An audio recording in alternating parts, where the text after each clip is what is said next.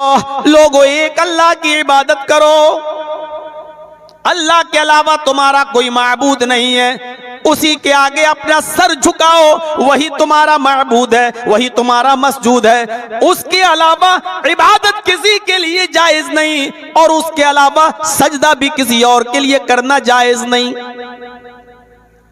तो हर नबी की यही दावत थी और हर नबी का यही कलमा था। और जाहिर है कलमे के बाद दूसरे नंबर पर इस्लाम की बुनियाद जिन चीजों पर रखी गई है उसमें दूसरे नंबर पर नमाज आती है। इसलिए दुनिया में कोई कौम ऐसी नहीं है कि जिस कौम के अंदर नमाज पढ़ने का सबूत मौजूद ना हो। नमाज है, ईसाई आज भी नमाज पढ़ते हैं, यहूदी आज भी नमाज पढ़ते हैं और तरीका बिल्कुल बहुत हद तक मुसलमानों से मिलता जुलता। इसीलिए नमाज का सबूत भी दुनिया की हर मजहबी किताब के अंदर मिलता है। दुनिया में जितने भी नबी आए हर नबी ने नमाज कायम की और नमाज पढ़ने का हुक्म दिया। ज़करिया अलैहिस्सलाम के बारे में कुरान कहता है, जब हमने फरिश्तों को भेजा, आए फरिश्तों जाओ ज़करिया से मुलाकात करके आओ, तो जब फरिश्ते आसमान से उतरते हैं, जमीन पर आते हैं और ज़करिया को पुकारते हैं, ज़करिया से मिलना चाहते हैं, तो हजरत ज़करिया उस वक्त नमाज की हालत में खड़े थे, मेहराब के अंदर मौजूद थे। कुरान कहता है फनादतहुल मलाइकतु व हुवा काइमुन युसल्ली फिल मेहराब। और जब फरिश्तों ने पुकारा, ज़करिया को आवाज दी कि ओ ज़करिया, उस वक्त ज़करिया फरिश्तों की आवाज सुनने के बावजूद भी मुलाकात नहीं करते, क्योंकि वह हुआ काइमुन युसल्ली फिल मेहराब, क्योंकि वो मेहराब के अंदर नमाज की हालत में खड़े थे। ज़करिया अलैहिस्सलाम नमाज पढ़ते थे। हजरत लुकमान अलैहिस्सलाम के बारे में कुरान कहता है, उन्होंने अपनी औलाद को बहुत सी नसीहतों से नवाजा। उन नसीहतों में एक नसीहत अपने बेटे को ये भी थी, या बुनैया अक़िमिस्सलाह, आए मेरे बेटे तुम नमाज कायम करते रहना, आए मेरे बेटे तुम नमाज पढ़ते रहना।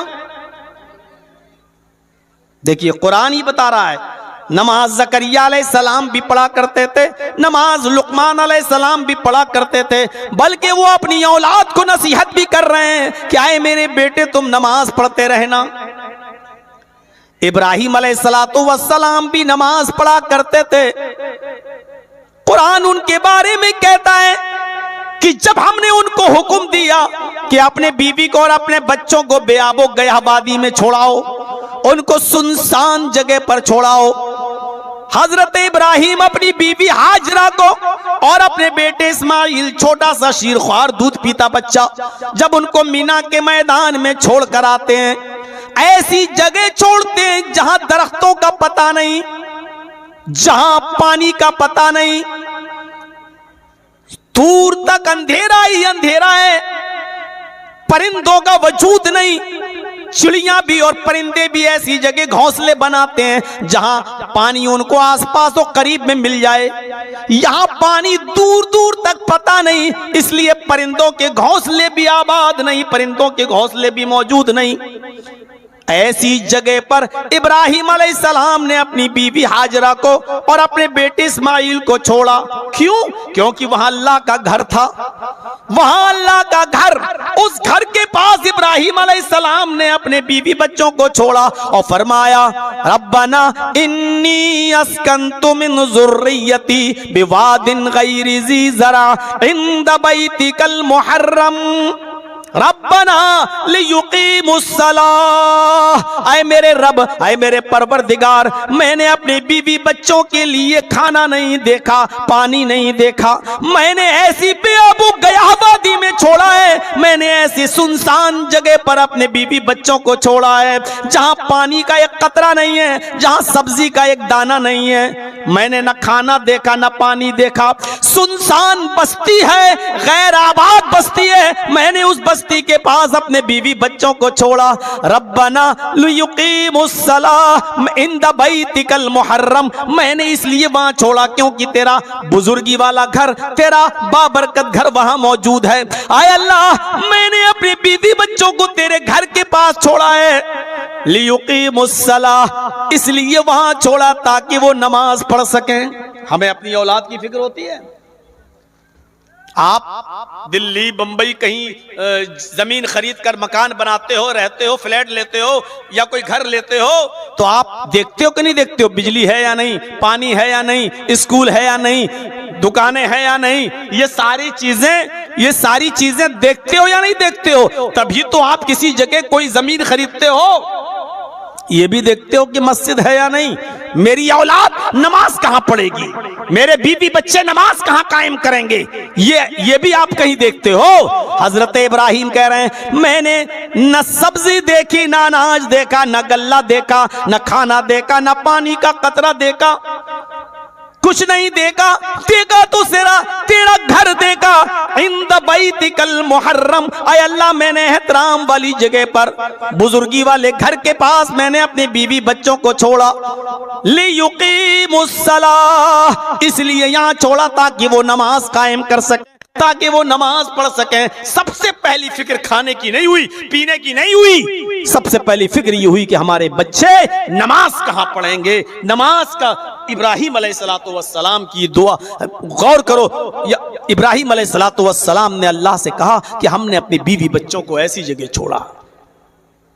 इसका मतलब इब्राहिम अलैहिस्सलातु वस्सलाम भी नमाज पढ़ा करते थे, और पढ़ा ही नहीं करते थे, वो अल्लाह से कहते भी थे, इन्ना सलाती व नुसुकी व महयाया व ममाती लिल्लाहि रब्बिल आलमीन। अल्लाह मेरी नमाज, अल्लाह मेरी कुर्बानी, मेरी जिंदगी और मेरी मौत सब तेरे लिए है, यानी मेरी नमाज और मेरी कुर्बानी सब तेरे लिए है। मेरी जिंदगी और मेरी मौत, मेरे जीने का मकसद और मरने का मकसद सिर्फ तेरे लिए है।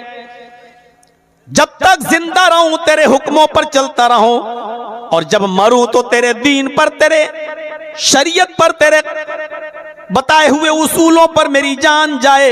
अल्लाह मेरी नमाज, मेरी कुर्बानी, मेरी जिंदगी, मेरी मौत लिल्लाहि रब्बिल आलमीन, उस अल्लाह के लिए जो दोनों जहान का रब है। इब्राहिम अलैहिस्सलाम ये भी दुआ किया करते थे, रब्बि जअलनी मुकीमस्सलाती व मिन ज़ुर्रियती रब्बना व तक़ब्बल दुआ। ऐ अल्लाह, मुझे भी और मेरी ज़ुर्रियत को, मेरी औलाद को, मेरे बीवी बच्चों को नमाजी बना दे। रब्बि जअलनी मुकीमस्सलाह, अल्लाह मुझे भी नमाज पढ़ने वाला बना दे। व मिन ज़ुर्रियती, और मेरी औलाद को भी नमाजी बना दे, मेरे अहल वयाल को, मेरे बीवी बच्चों को भी तू नमाजी बना दे। रब्बना व तक़ब्बल दुआ, आए हमारे रब, हमारी इस दुआ को तू कबूल फरमा ले। इब्राहिम के बेटे थे इस्माइल। इस्माइल अलैहिस्सलातु वस्सलाम के बारे में कुरान कहता है, वकाना यामुरु अहलहु बिस्सलाति वज़्ज़काति वकाना इंद रब्बिही मर्ज़िया। इस्माइल अलैहिस्सलाम अपने बीवी और अपने बच्चों को, अपने अहल वयाल को नमाज पढ़ने का हुक्म देते थे और ज़कात देने का हुक्म देते थे। नमाज पढ़ते रहना, ज़कात देते रहना। वकाना इंद रब्बिही मर्ज़िया, और इस्माइल तो अपने रब के बुर्गज़ीदा और पसंदीदा बंदे थे, महबूब बंदे थे। हजरत मूसा अलैहिस्सलाम के बारे में कुरान कहता है, मूसा अलैहिस्सलाम ने जिद की अल्लाह से, अल्लाह मैं तुझे देखूंगा। अल्लाह ने कहा लन तरानी, मूसा तुम मुझे नहीं देख सकते हो। अल्लाह नहीं, मैं देखूंगा। अल्लाह ने कहा जिद करते हो तो आ जाओ, चढ़ जाओ जबल तूर पर, आ जाओ पहाड़ के ऊपर। मूसा अलैहिस्सलाम उस पहाड़ के ऊपर चढ़ गए। अल्लाह ने हल्की सी तजल्ली दिखाई, हल्का सा नूर, बस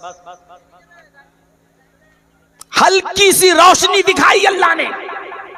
इस रोशनी को मूसा अलैहिस्सलाम देख नहीं सके।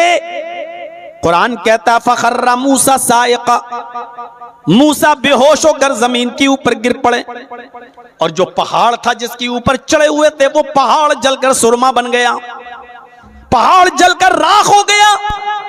मूसा अलैहिस्सलातु वस्सलाम को जब होश आया तो एक आवाज सुनते हैं, गैब से आवाज आती है। मूसा अलैहिस्सलातु वस्सलाम को अल्लाह पुकार कर कहता है, इन्ननी अनल्लाह ला इलाहा इल्ला अना फ़अब्दुनी व अक़िमिस सलाता लिज़िक्री। देखिए मूसा अलैहिस्सलातु वस्सलाम को जब होश आया तो उन्होंने क्या सुना, अल्लाह क्या कह रहा है उनसे, इन्ननी अनल्लाह, अय मूसा मैं ही अल्लाह हूं, मैं ही अल्लाह हूं, ला इलाहा इल्ला अना, मेरे अलावा कोई माबूद नहीं, मेरे अलावा कोई पूजा योग्य नहीं, मेरे अलावा कोई परिस्तिश के लायक नहीं, ला इलाहा इल्ला अना, मेरे अलावा कोई माबूद नहीं, फ़अब्दुनी, बस मेरी इबादत करना, मेरी ही इबादत करना, मेरी ही बंदगी करना, व अक़िमिस सलाता लिज़िक्री, और मुझे याद रखने के लिए नमाज पढ़ते रहना। जो लोग नमाज पढ़ते हैं वो अल्लाह को याद रखते हैं और जो नमाज नहीं पढ़ते वो अल्लाह को भूल चुके हैं। कुरान की आयत हमें यही बतला रही है, वो अक़िमिस सलाता लिज़िक्री, मुझे याद रखने के लिए नमाज पढ़ते रहना, मेरे जिक्र के लिए नमाज पढ़ते रहना। यानी अल्लाह ने कहा अगर मुझे याद रखना है तो नमाज पढ़ना है। इसका मतलब क्या हुआ, जो मुझे नहीं याद रखना चाहता वो नमाज ना पढ़े। उज़्कुरूनी अज़्कुरुकुम, तुम मुझे याद करोगे तो मैं तुम्हें याद करूंगा। वश्कुरूली, मेरा शुक्र अदा करते रहो और मेरी नाशुक्री न करो। तुम मुझे याद करोगे तो मैं तुम्हें याद करूंगा। इसका मतलब यह है कि तुम मुझे नमाज, मेरी इबादत करोगे और नमाज पढ़ते रहोगे तो हम भी तुम्हारी मुसीबतों में तुम्हारे काम आएंगे और तुम्हारी परेशानियों को हम दूर करते रहेंगे। मूसा अलैहिस्सलाम भी नमाज पढ़ा करते थे। मरियम अलैहिस्सलाम जो मेहराब में रहती थी इबादत घर में, उनके बारे में भी अल्लाह कहता है, अल्लाह ने मरियम को भी हुक्म दिया, ईसा की मां को भी हुक्म दिया है, मरियम या मरियम कुन्नुती लिरब्बिक वसजुदी वरकई मअर राकिईन। मैंने आज इतनी कुरान की आयतें पढ़ दी हैं कि मैंने शायद अपनी पूरी जिंदगी में किसी एक तकरीर के अंदर इतनी कुरान की आयतें हमने नहीं पढ़ी है कभी। ज़करिया अलैहिस्सलाम नमाज पढ़ते थे, लुकमान अलैहिस्सलाम नमाज पढ़ते थे, लुकमान ने अपनी औलाद को भी कहा नमाज पढ़ते रहना। इब्राहिम अलैहिस्सलातु वस्सलाम नमाज पढ़ते थे और उन्होंने अपने बीवी बच्चों को अल्लाह के घर के पास छोड़ा ताकि वो नमाज पढ़ते रहें। दुआ भी मांगते थे, मुझे और मेरी औलाद को नमाजी बना दे। इस्माइल अलैहिस्सलाम अपने अहलो अयाल को, बीवी बच्चों को नमाज पढ़ने का और ज़कात देने का हुक्म देते थे। मूसा अलैहिस्सलातु वस्सलाम को अल्लाह ने नमाज पढ़ने का हुक्म दिया। हजरत मरियम से कह रहा अल्लाह, या मरियम कुन्नुती लिरब्बिक, आए मरियम अपने रब के लिए आजिज़ी कर, अपने रब के लिए मतानत और संजीदगी अख्तियार कर, वसजुदी, सजदा कर अपने रब को, वरकई, और रुकू कर, रुकू करने वालों के साथ, यानी नमाज पढ़ने वालों के साथ। मरियम अलैहिस्सलाम भी नमाज पढ़ा करती थी और मरियम का बेटा ईसा अलैहिस्सलातु वस्सलाम जब अपनी मां के पेट से बाहर आए तो एक मौजिज़ा था। ईसा अलैहिस्सलातु वस्सलाम बगैर बाप के पैदा हुए। सब जानते हैं, 50 बार ये सुना होगा, मरियम की शादी नहीं हुई थी। अल्लाह ताला ने अपने हुक्म से हजरत ईसा को मरियम के पेट से बाहर निकाला, मरियम के पेट से पैदा किया। मरियम अलैहिस्सलाम ने पैदा तो वैसे ही किया, प्रोसेस वही था जो आज हमारी औरतों को होता है। हजरत ईसा अपनी मां मरियम के पेट से बाहर आए, मां तो थी उनकी, लेकिन बाप नहीं थे बगैर बाप के, क्योंकि इन्नल्लाह अला कुल्लि शैइन कदीर, अल्लाह हर चीज पर कादिर है। आदम अलैहिस्सलाम का बाप नहीं, आदम अलैहिस्सलाम की मां नहीं, आदम अलैहिस्सलाम को अल्लाह ने बगैर मां और बगैर बाप के। मेरे भाइयों, ये तमाम चीजें कुदरत, अल्लाह की कुदरत दर्शाती हैं कि अल्लाह हर चीज पर कादिर है। वो चाहे तो बगैर बाप के और बगैर मां के भी किसी को पैदा कर सकता है, जैसे हजरत आदम अलैहिस्सलाम, वो चाहे तो सिर्फ मां से किसी को पैदा कर सकता है, उसके लिए बाप की भी जरूरत ना हो, वो है हजरत ईसा अलैहिस्सलातु वस्सलाम। और मेरे भाइयों, वो चाहे तो किसी को बगैर मां और बाप दोनों के बगैर कोई औलाद ना दे, जैसे हम और आप। ईसा अलैहिस्सलातु वस्सलाम जब अपनी मां के पेट से बाहर आए तो उनकी मां मरियम पर तरह तरह के इल्जाम लगने लगे। जाहिर बात है, आज हमारे समाज के अंदर अगर कोई औरत बगैर शादी के अगर बच्चा पैदा हो जाए तो उसको क्या क्या सुनना पड़ता है, कितना सुनना पड़ता है। जब प्रोसेस यही है कि बगैर बाप के बेटा पैदा नहीं हो सकता, बेटी नहीं, तो हजरत मरियम को कितना सुनना पड़ा होगा। यहां तक कि जब मरियम कोई जवाब नहीं देती थी, 3 दिन तक खामोश रही, कोई जवाब नहीं दिया, तो तीसरे दिन तमाम गांव के लोग, मोहल्ले के लोग, समाज के लोग, सोसाइटी के लोग चले आए और आकर कहने लगे, मरियम जवाब दो। दिन भर मस्जिद में घुसी रहती हो, नमाज पढ़ती हो, रुकू करती हो, सजदा करती हो, अल्लाह की इबादत में लगी हो, और कारनामा तुम्हारा ये, बेटा पैदा हुआ, शादी तुम्हारी हुई नहीं, अल्लाह वाली बनती हो, बड़ी नेक दिखाई देती हो, और कारनामा तुम्हारा ये, बताओ ये बच्चा, इसका बाप कौन है। एक औरत कितने दिन तक चुप रहेगी, कितने दिन तक लोगों की बद्दुआएं और लोगों के तंज और ताने सुनती रहेगी। जब वो रह ना सकी, तंज सुनते सुनते परेशान हो गई, जब कंट्रोल से बाहर हो गई, तो मरियम ने उसी 3 दिन के बच्चे की तरफ इशारा कर दिया, ईसा की तरफ। आए समाज वालों, आए सोसाइटी वालों, मुझसे क्यों पूछ रहे हो कि ये बच्चा किसका है, इसका बाप कौन है, जाओ इसी बच्चे से पूछ लो। तुम मुझे गलत समझ रहे हो, तुम मेरे ऊपर इल्जाम लगा रहे हो, तुम ये समझ रहे हो कि मैंने किसी के साथ मुंह काला किया इसलिए ये बच्चा पैदा हुआ है। अब मैं कुछ नहीं बोल सकती, यही बच्चा तुम्हें बताएगा, जाओ इस बच्चे से पूछ लो। तो जानते हो लोगों ने क्या कहा था, वाह अपने पे आई तो बच्चे पे डाल दी बात। कुरान के अल्फाज सुनिए, कैफ़ नुकल्लिमु मन कान फिल महदी सबिया। आए मरियम जवाब तू दे, तू बता ये बच्चा कहां से आया, इसका बाप कौन है। कहती है बच्चे से पूछ ले, वो बच्चा जो पालने में झूल रहा है, वो बच्चा जो झूलेदान में झूल रहा है, 3 दिन का बच्चा हमसे कैसे बात करेगा। कैफ़ नुकल्लिमु मन कान फिल महदी सबिया, वो 3 दिन का बच्चा हमसे कैसे कलाम करेगा, हम उससे कैसे गुफ्तगू करेंगे, कैसे पूछेंगे, और पूछेंगे तो वो क्या जवाब देगा। और जाहिर है 3 दिन का बच्चा क्या बोलेगा, लेकिन अल्लाह ताला ने उस बच्चे को जबान दी, 3 दिन का वो बच्चा बोल पड़ा। तो जानते हो ईसा अलैहिस्सलाम ने क्या कहा, अल्लाह ने उस बच्चे को कुव्वते गोयाई दी, जबान दी, और 3 दिन का वो बच्चा उसी पालने से, उसी झूले से चीख कर बोलता है, आवाज देता है, ललकारता है, और क्या कहता है, इन्नी अब्दुल्लाह अतानियल किताबा वजालनी नबिय्यं वजालनी मुबारकन ऐनमा कुन्तु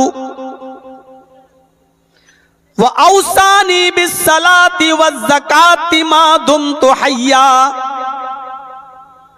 क्या लफ्ज निकाला हजरत ईसा ने उसी झूलेदान से, उसी पालने से। मेरी मां पर इल्जाम लगाते हो, मेरी मां से पूछते हो कि ये बच्चा किसका है, इसका बाप कौन है। इन्नी अब्दुल्ला, मैं अल्लाह का बंदा हूं। 3 दिन का बच्चा बोल रहा है। ईसा अलैहिस्सलाम सिगरे सिन्नी में बोल रहे हैं 3 दिन का। और क्या कह रहे हैं? मेरी मां पाक दामन है, मेरी मां पर इल्जाम न लगाओ, मैं अल्लाह का बंदा हूं, अल्लाह ने अपने हुक्म से मुझे पैदा किया, और सिर्फ पैदा ही नहीं किया, अतानी अल किताब, उसने मुझे किताब देकर भेजा है। यानी जब मैं बड़ा हो जाऊंगा तो मुझे किताब मिलेगी, इंजील। अतानी अल किताब, उसने मुझे किताब देकर भेजा है। वजालनी नबिय्यन, और उसने मुझे नबी बनाकर भेजा है। मुझे उसने किताब भी दी और नबी भी बनाया। वजालनी मुबारकन ऐनमा दुमतु ऐनमा कुंतु, और उस अल्लाह ने मुझे बाबरकत बनाया है, जहां भी मैं रहूं, मैं जिस जगह भी जाऊंगा बरकत ही बरकत होगी।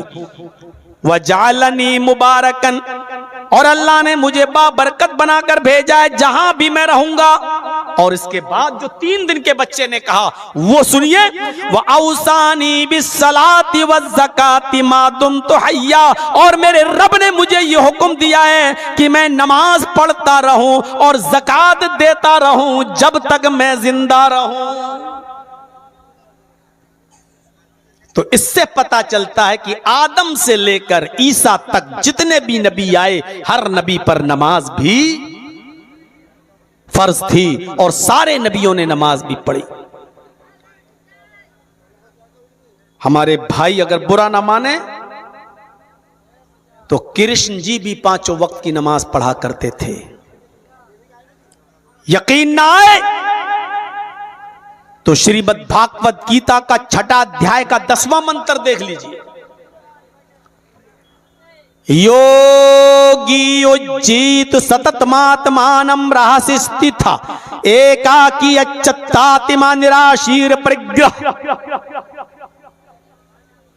जिसमें कृष्ण जी अर्जुन से कह रहे हैं कि हाय अर्जुन, ईश्वर की जब पूजा करो तो पूरे शरीर का योग करो। योगी, यूपी वाला नहीं, योगी युज्जीत सततमात्मानम, पूरे शरीर का योग करो। यानी पूजा सिर्फ खड़े होकर नहीं, पूरे शरीर के साथ होनी चाहिए और पूरे शरीर का योग होना चाहिए। आज हिंदू धर्म में चले जाइए, सिर्फ ऐसे हाथ उठाएंगे, ओम नमः शिवाय, बस हो गई पूजा। बहुत से लोगों को आप देखिएगा, नई नवेली बीवी को मोटरसाइकिल पे पीछे बिठाए होंगे, भिख मंगनी गाड़ी पे बैठे होंगे जो जहेज में मिली होगी। जो लड़की के बाप ने अपने दामाद को इंटरनेशनल भिखारी समझ के दी होगी, उस मोटरसाइकिल पे बैठ के वो अपनी बीवी को लेके जा रहा है, और रास्ते में जो देखी हनुमान जी की मूर्ति या रामचंद्र जी, बड़ा जो मूर्ति देखी, अब तो बेचारा हाथ भी नहीं जोड़ता है, 10 किलो की खोपड़ी हिलाई, बढ़ गया आगे, हो गई पूजा। ये शरीर का योग नहीं है, पूरे शरीर का योग होना चाहिए जो नमाज में होता है। अल्लाह अकबर, ये पॉजिटिव रेजेस दौड़ रहे हैं ये, और ये देखिए, ये यहां एक्सरसाइज है, ये वजन। कभी आपने देखा होगा, कभी नींद में फिर एकदम पकड़ लेता है। तरावी अरावी पढ़ते होगे, जब लंबी लंबी सूरतें पढ़ी जाती हैं उसमें, तो रात में नींद आने लगे तो ऐसा पढ़ रहा, इमाम साहब चल रही गाड़ी धक्का धक, या लमून तालमून के अलावा कुछ समझ में नहीं आ रहा है। उनको तो जल्दी कुरान खत्म करना है। अब चला अलिफ लाम मीम ज़ालिकल किताबु ला रैब फीह हुदल लिल-मुत्तक़ीन अल्लज़ीना युमिनूना बिल ग़ैबि व युक़ीमूना अस्सलाता व मिम्मा रज़क़नाहुम युनफ़िक़ून। आखिरी वाला जुमला या लमून तालमून समझ में आता, उसके अलावा कुछ समझ में नहीं आता। और यहाँ बेचारा पीछे, ये हाथ जो गिरता है इसीलिए गिरता है क्योंकि ये पॉजिटिव रेजिस और ये दौड़, ये वजन है इसके ऊपर, ये हाथ की एक्सरसाइज है ये। बहुत से लोग यहाँ नियत बांध लेते हैं, अल्लाह ऐसा कर ले, उनका हाथ गिर ही नहीं सकता, सो जाएंगे फिर भी पकड़, गिर नहीं सकता। क्यों? क्योंकि यहाँ वजन नहीं है, पॉजिटिव रेजिस नहीं है। मैं ये नहीं कह रहा हूं जो जैसा पढ़ता है वो पढ़ रहा, उसकी मर्जी। मेरे भाइयों, पॉजिटिव रेजिस यही है। तो योगी उज्जित सततमा, एक्सरसाइज होनी चाहिए। ये खड़े हैं, एक्सरसाइज, ये हाथों की, ये। उसके बाद में आइए रुकू करिए, रुकू, आजकल तो रुकू होते नहीं, कौवे की चोंचे मारी जा रही हैं। अल्लाह अकबर, सुभान रब्बिल अज़ीम, सुभान रब्बिल अज़ीम, सुभान रब्बिल अज़ीम, अल्लाहु लिमन हमिदा, अल्लाहु अकबर। ये कौवे की चोंचे मार। अरे जब रुकू करो तो हाथ टाइट, उंगलियां खुली हुई, ये पांचों, और मजबूत घुटना पकड़ लिया जाए, और उसके बाद पीठ इतनी सीधी कर ली जाए कि पानी का भरा हुआ बर्तन अगर उस पीठ पर रखा जाए तो गिरने ना पाए। जब तक ऐसे करते हैं तब तक समी अल्लाहु लिमन हमिदा, अल्लाह। अभी हम रुकू में जा नहीं पाते, इमाम उठ जाता है। मेरे भाइयों, ऐसा नहीं। अगर कोई आदमी वैसे रुकू करने लगे जैसे रुकू बताया गया है, पीठ बिल्कुल सीधी और पानी का भरा हुआ बर्तन अगर रखा जाए तो गिरने ना पाए, पीठ बिल्कुल इतनी सीधी हो जानी चाहिए। आज ऐसे रुकू की जरूरत है। तो ये रीढ़ की हड्डी की एक्सरसाइज होती है, नसें खिंचती हैं, आपके मसल्स प्रॉब्लम्स दूर होती है इससे। आपकी ये नसों की बीमारियां जो आपके ये खिंचन रहती है पैरों के, ये इससे दूर होती है। और उसके बाद समय अल्लाहु लिमन हमिदा कहकर खड़े होइए, फिर अल्लाहु अकबर कहकर आप जब सजदे में जाएं तो पैरों की उंगलियां इस तरह मुड़ी हुई होनी चाहिए कि वो किबले की तरफ हो और मुड़ी हुई हो। बहुत से लोग ऐसे कर लेंगे, बहुत से लोग उसी पे, गलत है। पैरों की उंगलियां मुड़ी हुई हो, दोनों पैर आपके मिले हुए हो, और जब ये पैरों की उंगलियां मुड़ी हुई होंगी तो यहां से जो नसों का खिंचाव आएगा जो आपकी रीढ़ की हड्डी तक आएगा, और सजदे में जब आप जाएंगे तो ब्लड का सर्कुलेशन आपके दिमाग तक पहुंचेगा। इससे आपको कभी ब्रेन हेमरेज नहीं होगा। डॉक्टर मोरिस मुकाई ने, अमेरिका का सबसे बड़ा ब्रेन का डॉक्टर है, उसने अपनी रिसर्च में लिखा है कि अगर मुसलमान वैसे नमाज पढ़ने लगे जैसे उनको उनके नबी ने बताई है, और वैसे सजदा करने लगे जैसे उनको उनके नबी ने बताया है, तो ऐसे शख्स को कभी ब्रेन हेमरेज नहीं होगा, क्योंकि दिमाग की नसों तक ब्रेन यानी ब्लड का सर्कुलेशन आराम से होगा, वो वहां तक पहुंच जाएगा। ये नमाज पूरी प्रैक्टिकल एक योग है, एक्सरसाइज है। बाबा रामदेव ने कितनी मर्तबा कहा है कि नमाज कंप्लीट एक योग है। अगर कोई आदमी पूरा नमाज पढ़ता है तो उसको फिर किसी योग की जरूरत ही नहीं है। मेरे भाइयों, जरा अंदाजा लगाओ। देखना चाहें तो बाबा रामदेव का भाषण यूट्यूब पे पड़े हुए हैं, उसके अपने चैनल पर आप देख सकते हैं। उसने नमाज पढ़ की तारीफ की है और कहा कि नमाज कंप्लीट एक एक्सरसाइज है, नमाज से बड़ी कोई एक्सरसाइज नहीं है, इसलिए कि इसमें जिस्म के एक एक हिस्से की एक्सरसाइज हो जाती है, पूरे शरीर की एक्सरसाइज हो जाती है। युज्जित सतत मात्मानम, इसको हमेशा पढ़ते रहना, सतत पकड़े रहना, कभी मत छोड़ना है अर्जुन। राह से स्थित था, अगर छोड़ोगे तो स्थित नहीं रहोगे, यानी धर्म पर कायम नहीं रहोगे। अल्लाह के रसूल ने भी तो यही कहा है, जिसने कसदन अबदन जानबूझकर एक वक्त की नमाज छोड़ दी उसने कुफ्र किया। अल्लाह के नबी भी तो यही कह रहे हैं ना, एकाकी यच्चत्तात्मा, एक अल्लाह के सामने खड़े हो जाओ, एक ईश्वर के सामने खड़े हो जाओ, यच्चत्तात्मा, और अपनी आत्मा को वही लगा लो, यानी इधर उधर मत देखो। यच्चत्तात्मा, हृदय दिल के साथ वहीं पर आप की नजर हो और इधर उधर ना देखो।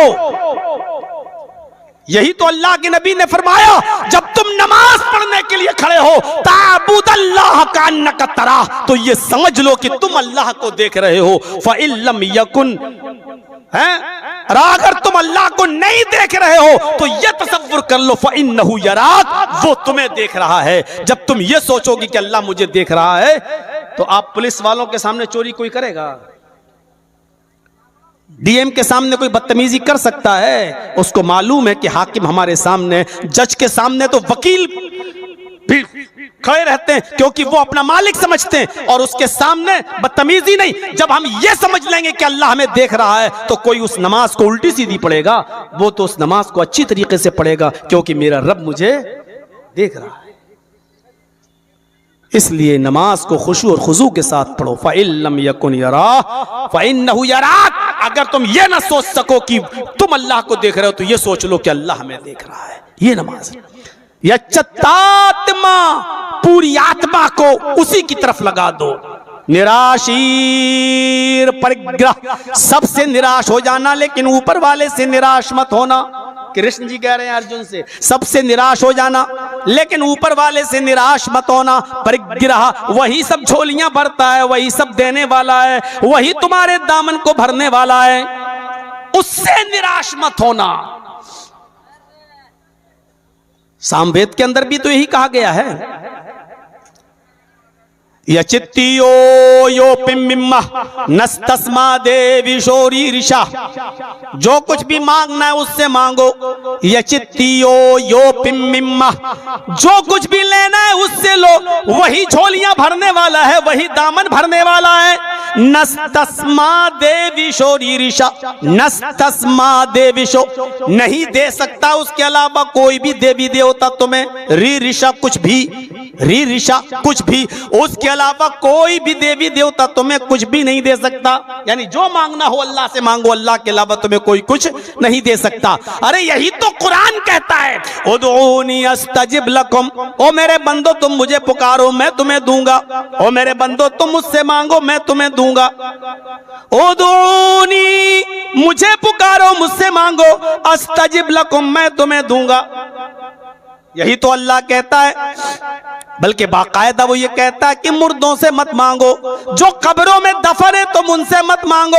इन्नका ला तुस्मिउल मौता, ऐ मोहम्मद सल्लल्लाहु अलैहि वसल्लम, ये मुर्दे इतने बेबस हैं, इतने बेबस हैं कि तुम उनको अपनी आवाज नहीं सुना सकते। सूरह नमल आयत नंबर 80 उठाओ, अल्लाह नबी से कह रहा है, ऐ नबी आप अपनी आवाज मुर्दों को नहीं सुना सकते। अरे जब नबी नहीं सुना सकते तो हम और आप मुर्दों को कैसे अपनी आवाज सुना सकते हैं? इसी को तो अल्लाह ने कहा है, इन्नल्लज़ीना तदऊना मिन दूनिल्लाहि लन यख्लुकू ज़ुबाबन वला इज्तमऊ लहु व इन यस्लुबहुमुज़्ज़ुबाबु शैअन ला यस्तनक़िज़ूहु मिनहु।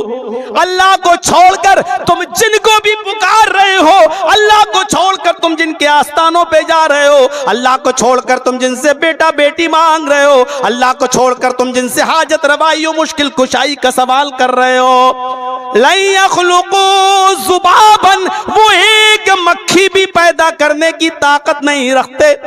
वला इज्तमऊ लहु, सब मिल जाएं, सब मिलकर एक मक्खी भी पैदा नहीं कर सकते। सबका मतलब जानते हो? कश्मीर से कन्याकुमारी तक और बरेली से बगदाद तक सब के सब मिल जाएं, एक मक्खी भी पैदा नहीं कर सकते।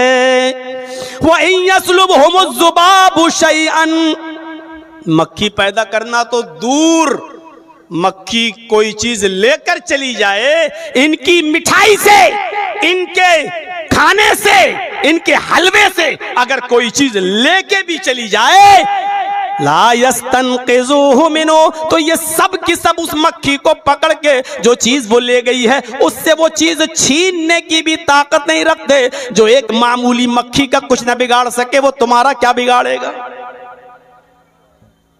कहां कहां चांटे मारे अल्लाह तबारक व तआला ने, लेकिन हम मुसलमानों की समझ में नहीं आ रहा है। अल्लाह ताला हम तमाम मुसलमानों को इस बात की हिदायत दे कि हम तौहीद परस्त बन जाएं, हम अल्लाह वाले बन जाएं और हर मुसीबत में अल्लाह को पुकारें। जो भी मांगना हो हम अल्लाह से मांगे। तो मेरे भाइयों जरा तसव्वुर कीजिए, यही तो इस्लाम कहता है। तो इस्लाम दीन तौहीद है, तौहीद का दर्स देता है। इस्लाम दीन रिसालत है, रसूल के बारे में सही इंफॉर्मेशन देता है और कहता है कि रसूल भी इंसान होते हैं। दुनिया में कोई धर्म ऐसा नहीं है जिसने अपने यहां आने वाले महान पुरुष को इंसान रहने दिया हो, सबको भगवान का दर्जा दे दिया। आप देख लीजिए, किसी को भी देख लीजिए, ईसाइयों को देख लीजिए, ईसाइयों ने ईसा अलैहिस्सलाम को इंसानियत से बाहर निकाल दिया और क्या कहा? सन ऑफ गॉड, अल्लाह का बेटा।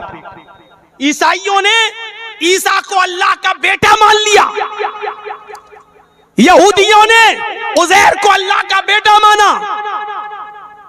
आप चलते रहिए, सिख धर्म में चले जाइए, गुरु नानक को भगवान का दर्जा दिया है।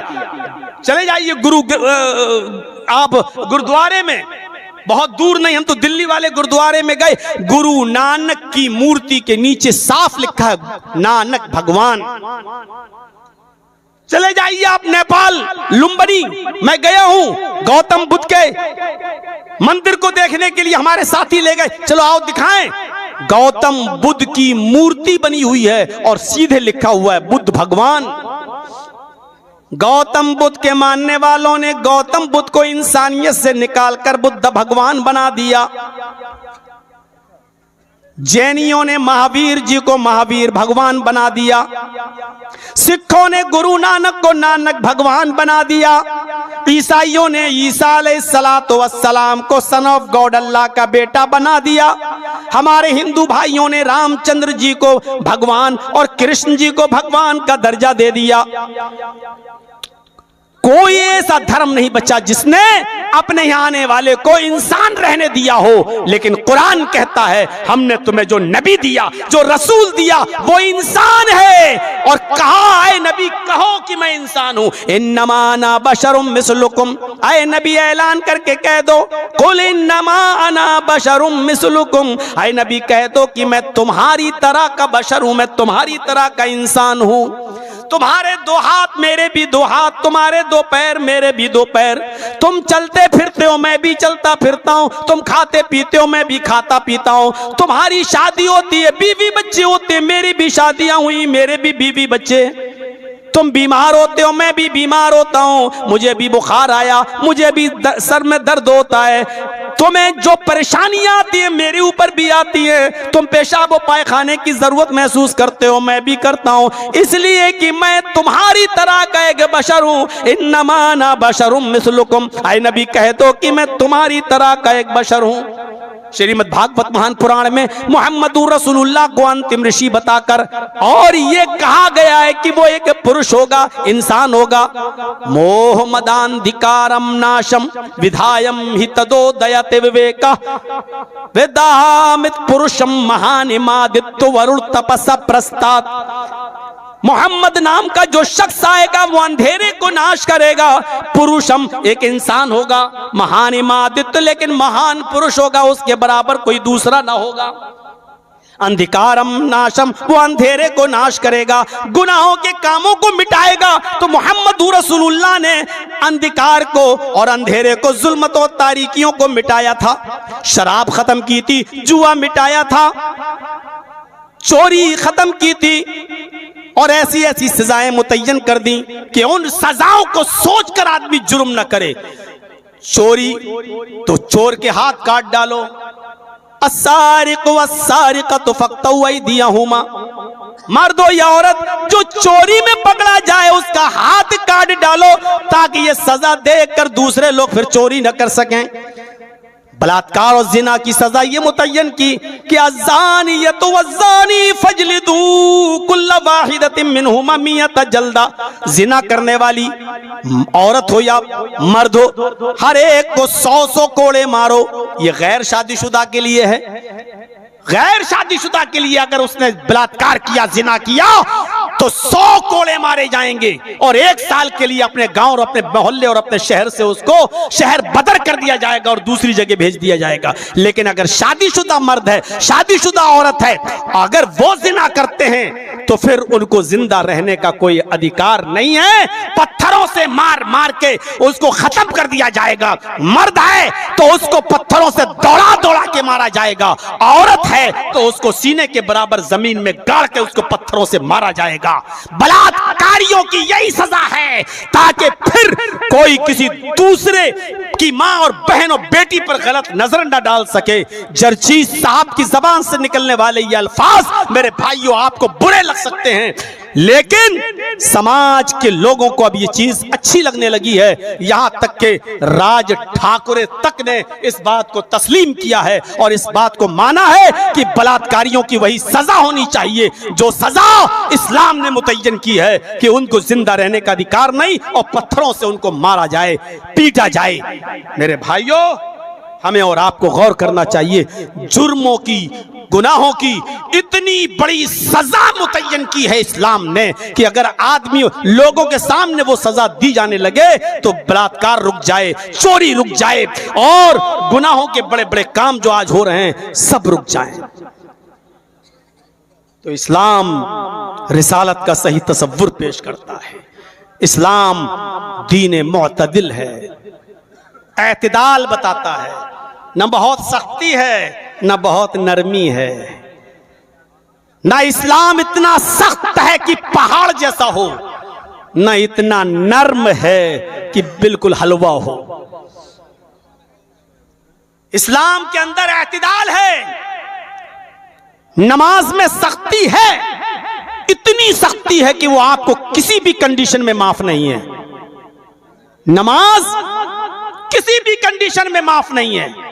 बीमार हो खड़े होकर नहीं पढ़ सकते हो, बैठ के पढ़ लो। बैठ के नहीं पढ़ सकते हो, लेट के पढ़ लो। लेट के नहीं पढ़ सकते हो, करवट से पढ़ लो। करवट से नहीं पढ़ सकते हो, आंख के इशारे से पढ़ लो। आंख के इशारे से नहीं पढ़ सकते हो, अपने होंठ हिलाकर पढ़ लो। पढ़ना है, सख्ती तो है, पढ़ना है, लेकिन नरमी भी इतनी कि किसी भी कंडीशन में हर हाल में खड़े होकर नहीं है, आपकी कंडीशन के ऊपर है। खड़े होकर ताकत नहीं है तो बैठ के पढ़ लो, बैठ के नहीं है तो लेट के पढ़ लो, लेट के नहीं है तो करवट से पढ़ लो, करवट से नहीं है तो आंख के इशारे से पढ़ लो, आंख के इशारे से ताकत नहीं है पढ़ने की तो होंठ हिला के पढ़ लो। पढ़ लो। पेशाब लगा है, बीमार हो, नलकी पड़ी हुई है, आप उसी थैली में पेशाब कर रहे हैं, आप नापाक नहीं माने जाएंगे। आप उसी नलकी लगी हुई कंडीशन में उसी पेशाब की थैली को हटाकर आपको अपनी शर्मगाह के धोने की जरूरत नहीं है। नमाज का टाइम होगा, वुजू बनाइए और नमाज पढ़िए, लेकिन नमाज आपको इस कंडीशन में भी पढ़ना है। छोड़ने वाले जरा सोचें, इस कंडीशन में भी नमाज पढ़नी है। और सीधे सीधे कह दूं, बहुत बड़ी खुशी है, 5 बच्चियों के बाद, 5 लड़कियों के बाद अल्लाह ने बेटा दिया है। आदमी खुश है, आज मेरे घर में बेटा पैदा हुआ, अजान का वक्त हो गया। इस खुशी में भी आपको नमाज पढ़ना है। और एक ही बच्चा था, 5 लड़कियां थीं।